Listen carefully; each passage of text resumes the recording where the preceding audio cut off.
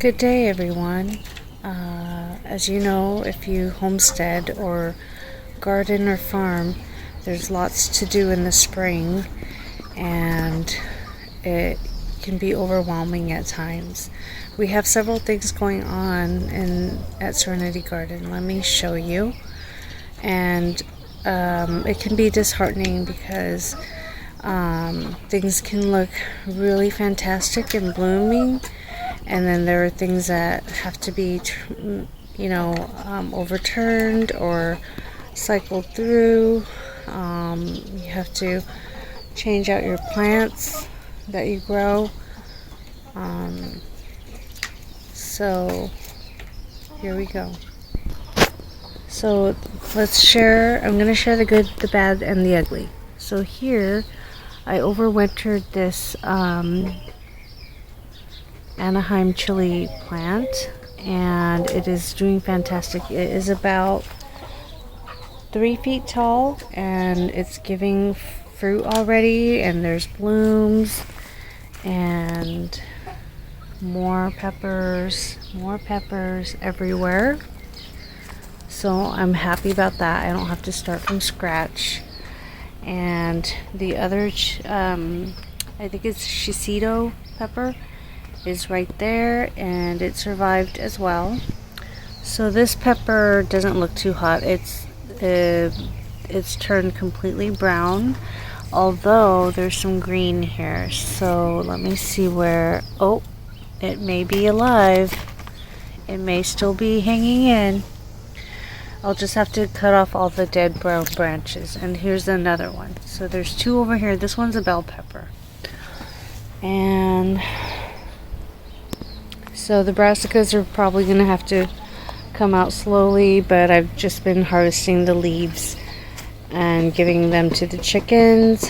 Nasturtiums are doing okay still as it's getting hotter and hotter.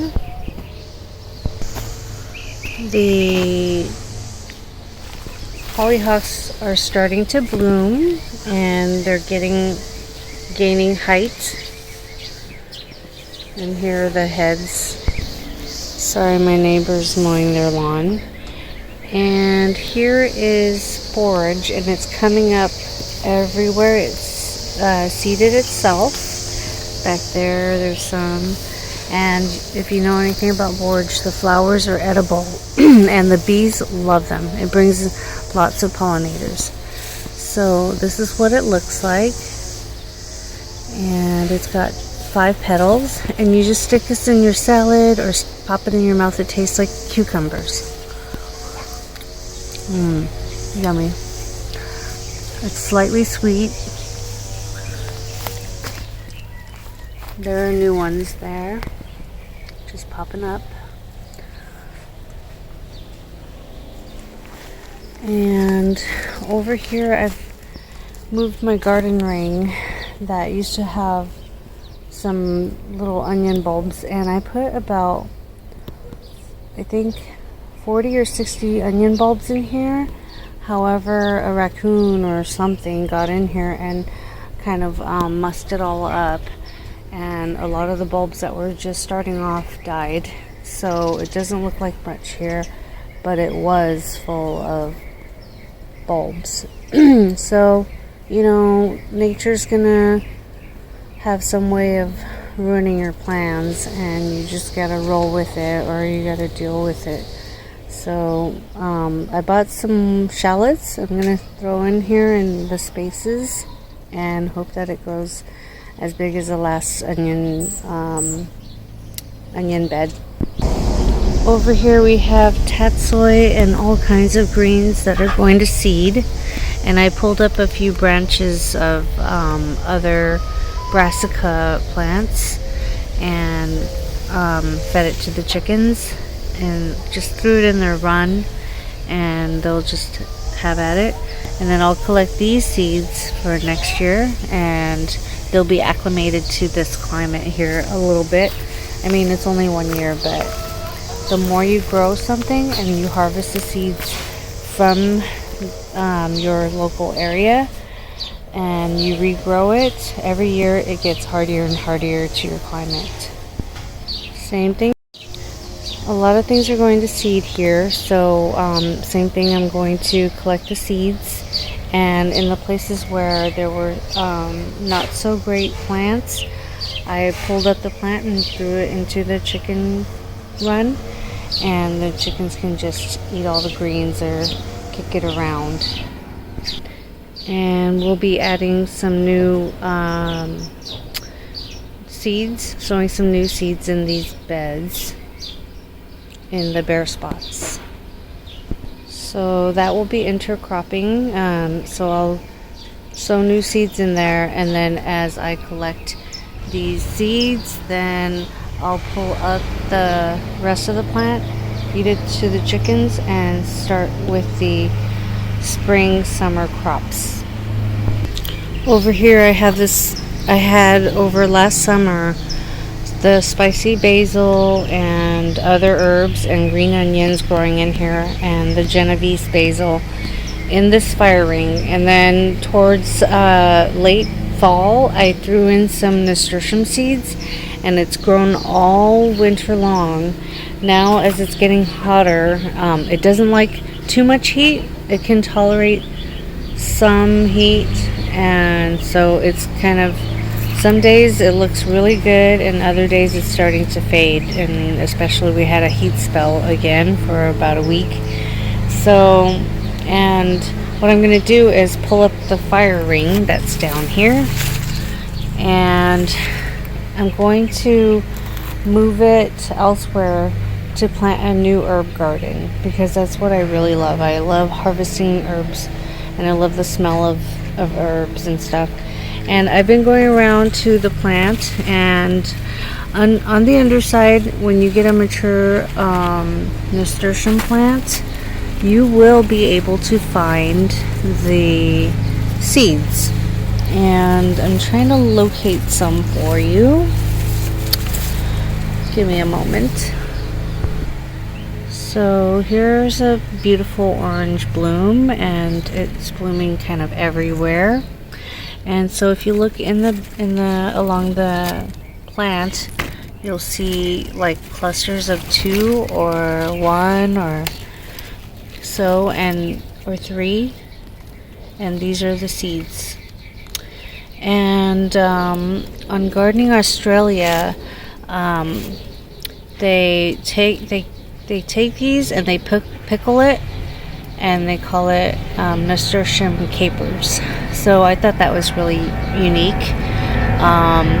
It has a black pepper taste, so you know, if you pickle it, I can imagine it tastes pretty well. I am so excited. This is the first year that the feijoa is blooming so much. I mean, there are huge clusters of these beautiful pink flowers, and the stamens look like almost like bottle brush plants, but if you can eat the blossoms, and it has like a very unique flavor.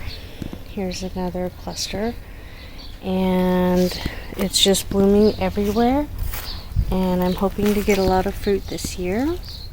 I mean, look at all these unopened blossoms everywhere. And in this tree I have 2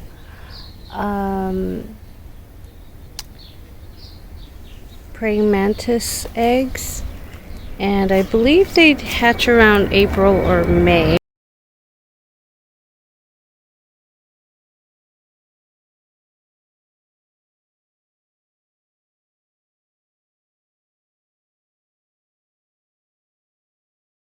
There is 1 egg, and it has something sticking out of it, so I don't know if they're starting to hatch out or they already came out of there, because it's just usually this little nub attached to the branch, but for some reason now it has like these things sticking out of it, that tuft that's being blown around. And let me show you the other one. Well, I can't really get to the other one. It's kind of too deep in my plant, and I don't want to have any branches break or lose any blossoms. because I'm hoping for a lot of fruit this year. So, but that's what the praying mantis eggs looks like, and I'm hoping to catch the little tiny boogers when I see them come out, because the previous about 2 years ago I saw tiny little praying mantis babies, and actually it wasn't me, my kids spotted it. It's so interesting how their eyes are so good that they could spot such tiny critters. But I'm hoping for a lot of them so that they can eat any pests in my plants and stuff like that. In case you haven't seen my other video, feijoa blossoms are edible and they have like a unique flavor. So I'm going to harvest one right now. And so sometimes you don't want too much fruit because, well, not that you don't want too much fruit, but being that this is edible and you don't want too much of a cluster of fruit at the end of the branch, you can eat some of the flowers too. So I'm gonna have it because it tastes really good.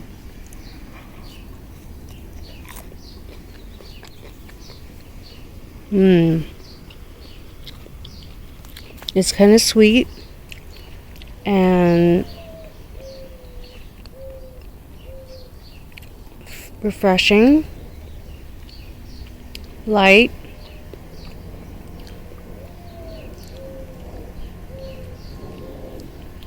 kind of aromatic.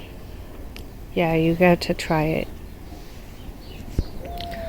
Over here my delphiniums are doing fantastic. I mean, it is like a 4-foot tall plant, and I took it out of the pot and it overwintered pretty well because it stayed about a foot tall like this with just the leaves, and then just suddenly the stalk came up and it's blooming. It has tons of flowers all around it. I love it. And the unique blue flowers that are blue and white flowers that it has. And this one I bought last year. I believe it was one of the big box stores. But yeah, it looks really fantastic. My pomegranate trees are doing fantastic. It's blooming all over. I mean, it's red and green just like last year. I didn't think that this year I would have as many plants as I did last year. I mean, blooms as well as fruit. But they're also very sensitive. So if something goes through here, which the squirrels have a highway right here, and they just go all over the gardens, the yard, and there are fallen blossoms everywhere, and it's disheartening. And then they also eat the fruit, and I hate that squirrels just take 1 or 2 bites out of a fruit and destroy the fruit, and then they go on to destroy another and another and another. Instead of eating one fruit and finishing it off, which would not annoy me so much, they just destroy a lot of crops. So as you can see, some of the flowers are starting to turn into fruit, and some of those have fallen as well, which is quite frustrating. But as I see them, I don't know if I'm going to put all the work in to cover every single one, because it's a lot of work to cover all the fruits, and this tree is pretty tall. So here's another one that's got the fruit on the end there. There we go. My basil, my Thai basil, overwintered, and it's doing great. I'm so happy it survived another year. And so putting the cardboard on it to overwinter it was a great idea, thanks to my mom. And yeah, the struggle is real. I mean, you have parts of the garden that are really ugly looking until it blooms out. In the winter, everything's brown and just sticks and branches, and it can be a little depressing. And then you're fighting against the plant dying from your brown thumb or you're fighting against the weather that's unpredictable.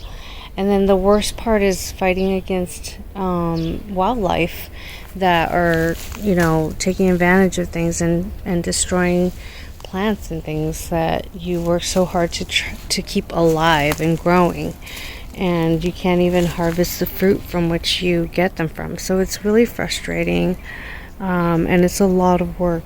But as soon as you gather some fruit, if you ever get any fruit out of it, you'll be really happy. And like in this case, I have this goji berry. When I bought this goji berry, it was just in a little pot, and it was like a foot tall, the plant itself.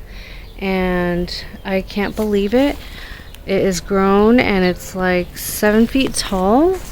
And in the winter time, all you see are these sticks like this. And then over the spring, the little tiny leaves start to come out, and then it starts to fill out. And it's really rewarding to see that. Although I have not yet harvested a single goji berry, I mean, I see like little purple blossoms on there, but I don't know if the birds get to them before I can get to the berries. And they're very tender. So like if you knock it, if you touch it a little too much, you can knock off the blossoms. So it's actually really pretty hard to harvest the goji berries. However, the other day I took a little nibble out of the leaves, and the leaves are a little bit succulent. So see, you can see that it has like a crunch, and it has a kind of sour taste and kind of a little tiny bit of bitter, but it's actually edible. And I've heard of people making teas out of it, or putting the leaves into their food, like salads, and I don't think it's a bad idea.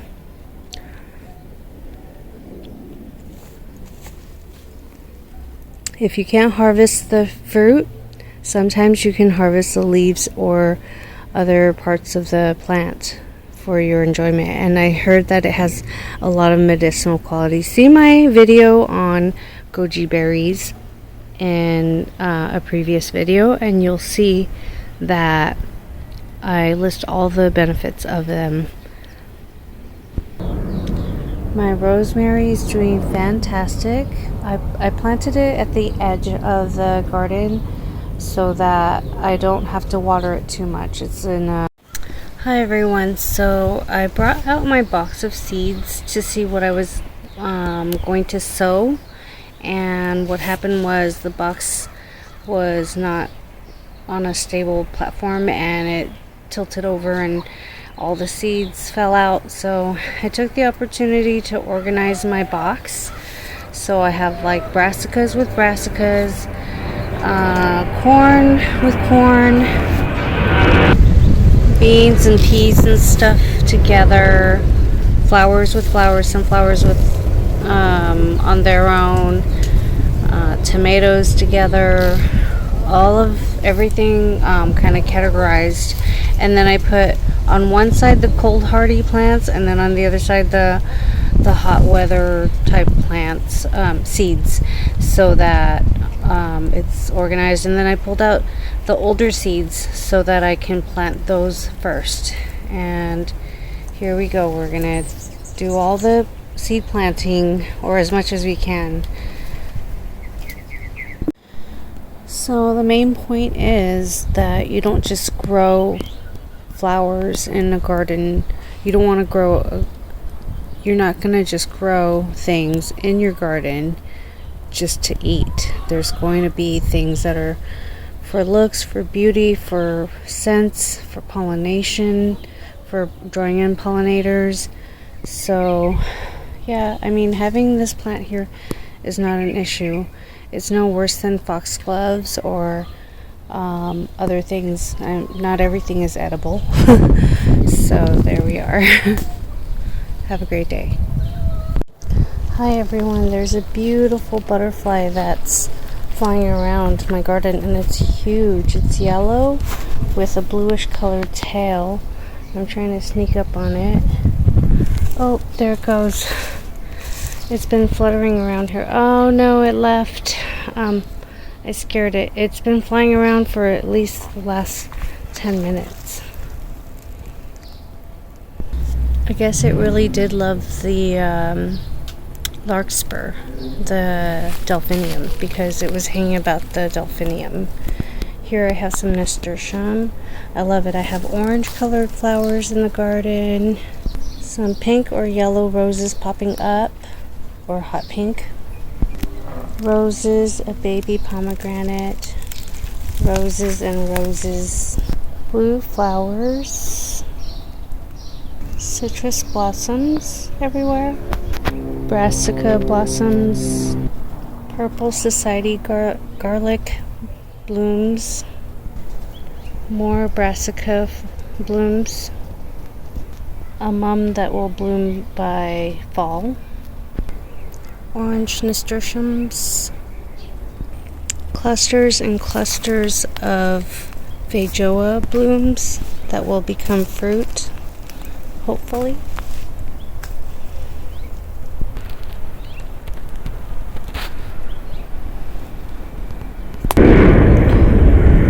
Another society garlic bloom. Some orange calendula, even brighter orange calendula. Apple blossoms that are pinkish. Soon to have Asiatic and Oriental lilies popping up. Some bulbs that are going away because of the heat. Tons and tons of pomegranate blooms all over.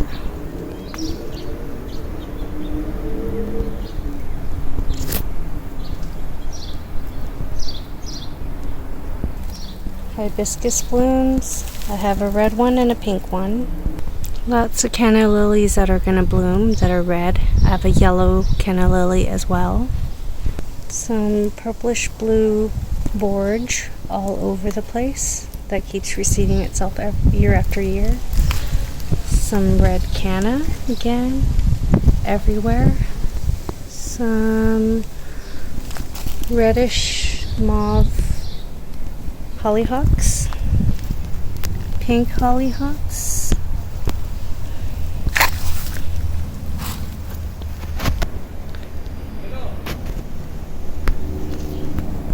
pink roses, more pink roses, some beautiful canna lilies, some pinkish nasturtium. This is my red salvia that's overwintered and did great. Just tons and tons of things, and I'm trying to plant new seedlings, and hopefully I will have more varieties. Here's a yellow nasturtium. I will leave you with this picture of this hollyhock, and I hope that I draw more of those beautiful yellow butterflies. I hope you got a glimpse of it. It was the most beautiful, large butterfly I ever saw.